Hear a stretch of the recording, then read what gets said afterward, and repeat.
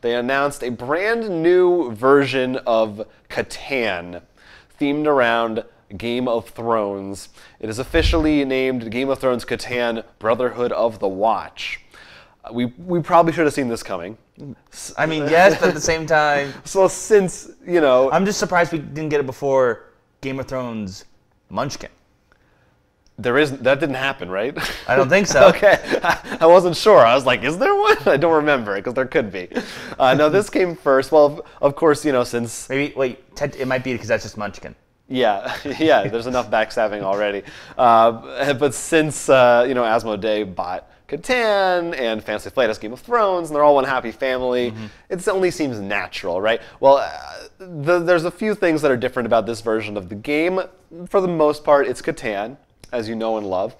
This time you are all members of the Watch of Game of Thrones. If you don't know, they're the sort of the society that lives the outskirts of the kingdom, would you say, and is supposed to protect from the wildlings coming in, which does take possibly some other things, but you shouldn't say no more if you haven't. Shouldn't say no more.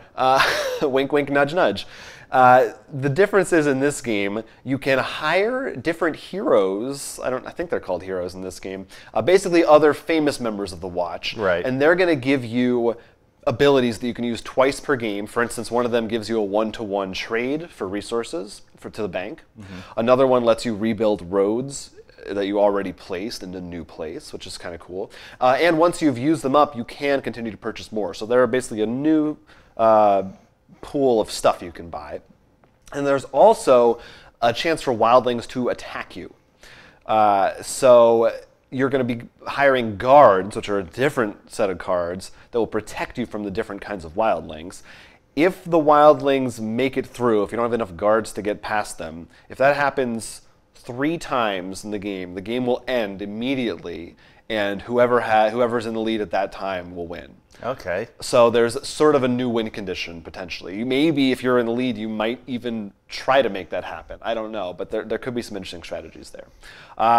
So I don't know. What do you think? Does that sound cool? You excited to play Catan again in a new way? Not really. No? Why not? Well, talk to me. I mean, what do you feel? Part of it is while I know all this stuff, I'm not caught up in the show of Game of Thrones. I can't I might recognize certain characters' names. Like, I played the LCG a bit with our friend, so I recognize some people. But then I'm not going to be like, oh, man, I remember him from episode this or chapter this. So I'm not as, it's not as strongly targeted for me.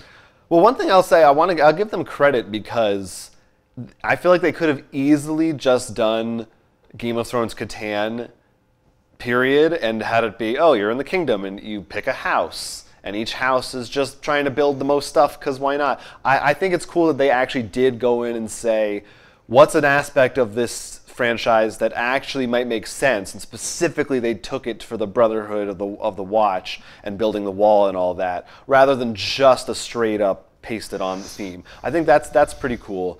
And it sounds like there's some cool stuff in there, but it also sounds like a lot of the things there that are being added are elements that we've seen in like Star Trek Catan and some of even the original Catan expansions. When you said the wilding, and the first thing I thought were the pirates from...